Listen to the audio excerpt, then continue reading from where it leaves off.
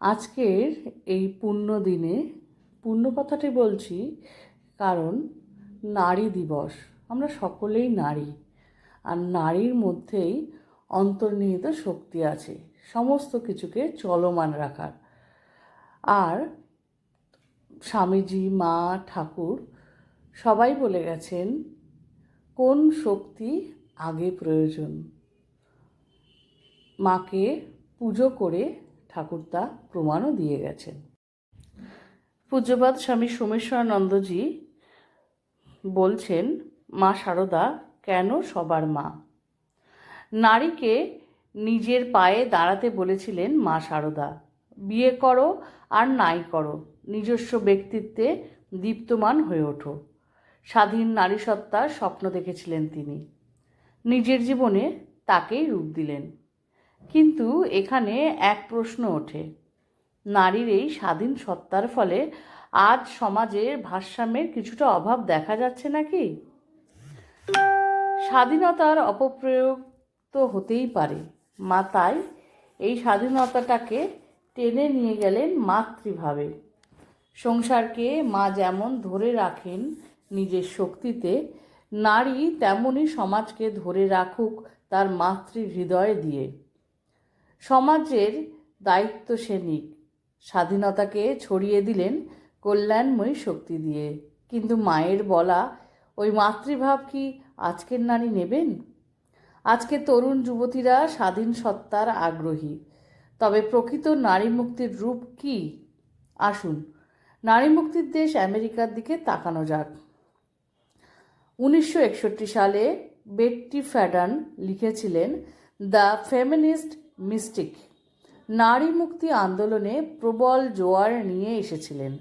আর্থিক, সামাজিক, পারিবারিক বন্ধন থেকে মুক্তির আন্দোলনে এসেছিল নারী সমাজ। 20 বছর পর সেই লেখিকায় লিখলেন দ্য সেকেন্ড স্টেজ। আর্থিক, সামাজিক, পারিবারিক মুক্তি পেয়েও পূর্ণতার পথে যেতে পারছেন না তারা।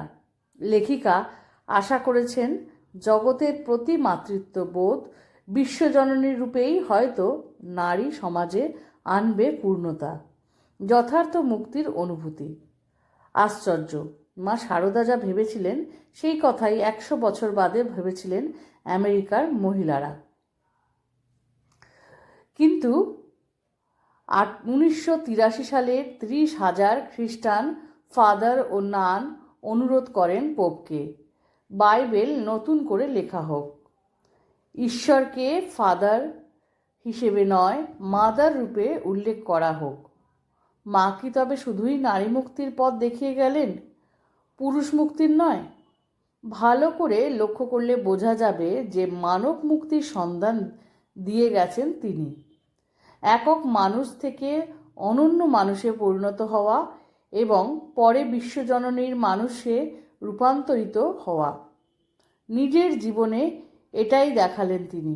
গৌরীমাকে বলেছিলেন, স্কুলের মেয়েদের বুঝিয়ে দিতে যে শুধু থোর বড়ি খাড়া করতে তারা জন্মগ্রহণ করেনি, একথা তো ছেলেদের সম্বন্ধেও প্রযোজ্য। আজ আমরা ডাক্তার, ইঞ্জিনিয়ার, ম্যানেজার হতে চাই। মার উপদেশ, তুমিই হও, অন্যকে অনুকরণ নয়, নিজের বৈশিষ্ট্য প্রকাশ করো। এটাই তো মুক্তির প্রথম পদক্ষেপ। কিন্তু এটা যাতে উগ্র ব্যক্তিত্বের জন্ম না দেয়, সেই জন্য পরবর্তী পদক্ষেপ স্বীয় বৈশিষ্ট্য বজায় রেখে অন্যের স্বতন্ত্র সম্বন্ধে শ্রদ্ধাশীল থাকা ও সকলের সঙ্গে ঘনিষ্ঠভাবে মিশেও আত্মপ্রত্যয় বজায় রাখা। এই ছিল মা শারদাকে কেন সবার মা বলা হয় স্বামী সোমেশ্বরানন্দজি বক্তব্যটি। আজকের দিনে সময় উপযোগী এই বক্তব্য, কারণ আমাদের কিন্তু ঘুরে দাঁড়াবার সময় এসেছে। স্বাধীনতা মানেই তাকে আমরা মিসইউজ করব না, আর মেয়ে মানেই তাকে আমরা দুচ্ছাই করব না।